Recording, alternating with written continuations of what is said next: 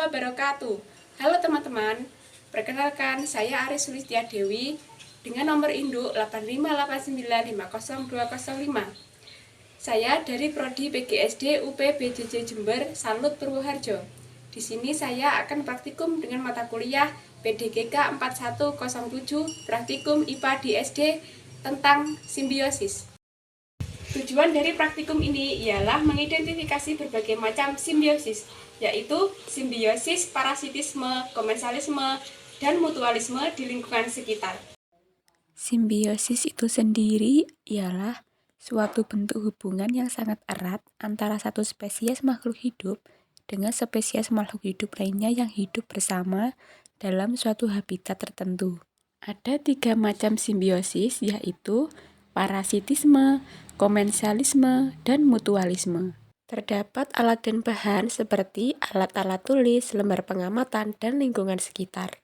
Yang pertama, kita akan mengamati simbiosis parasitisme. Parasitisme adalah suatu hubungan di antara dua spesies atau organisme, di mana satu spesies mendapatkan keuntungan, sedangkan spesies lainnya atau sering disebut inang atau dirugikan. Contoh simbiosis parasitisme yaitu yang pertama, ulat dengan buah. Ulat itu sendiri akan mendapatkan keuntungan karena bisa makan dan berkembang biak di dalam buah. Sedangkan buah menjadi rugi karena rusak dan membusuk akibat dimakan oleh ulat. Contoh yang kedua, simbiosis parasitisme nyamuk dengan manusia. Nyamuk mendapat keuntungan dengan menghisap darah manusia, sedangkan manusia dirugikan karena merasa gatal dan dapat terjangkit penyakit demam berdarah.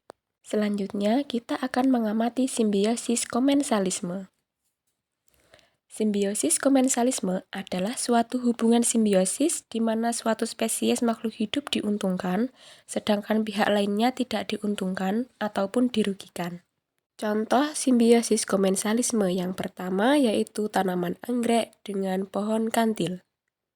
Dalam hubungan ini, anggrek diuntungkan karena mendapat tempat untuk tumbuh dan sinar matahari, sementara pohon kantil tidak diuntungkan maupun dirugikan. Contoh simbiosis komensalisme yang kedua yaitu sisik naga dengan pohon kelapa. Dalam hubungan ini, tanaman sisik naga mendapatkan keuntungan dengan menumpang untuk mendapatkan cahaya matahari dan tempat untuk hidup, sementara pohon kelapa tidak diuntungkan maupun dirugikan. Selanjutnya, kita akan mengamati simbiosis mutualisme.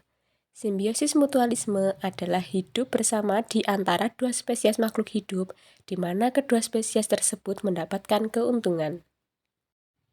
Contoh simbiosis mutualisme yaitu yang pertama, kupu-kupu dengan bunga. Hubungan ini di mana keduanya saling menguntungkan. Kupu-kupu mendapat nektar sebagai sumber makanan, sementara bunga mendapatkan bantuan penyerbukan saat serbuk sari menempel di tubuh kupu-kupu dan berpindah ke bunga lain. Contoh kedua simbiosis mutualisme yaitu lebah dengan bunga. Hubungan ini di mana kedua belah pihak sama-sama diuntungkan. Lebah mendapatkan makanan berupa nektar dan serbuk sari, sementara bunga terbantu dalam proses penyerbukannya ketika serbuk sari menempel di tubuh lebah dan berpindah ke bunga lain. Tadi praktikum dari saya tentang simbiosis dan contoh-contohnya. Terima kasih. Wassalamualaikum warahmatullahi wabarakatuh.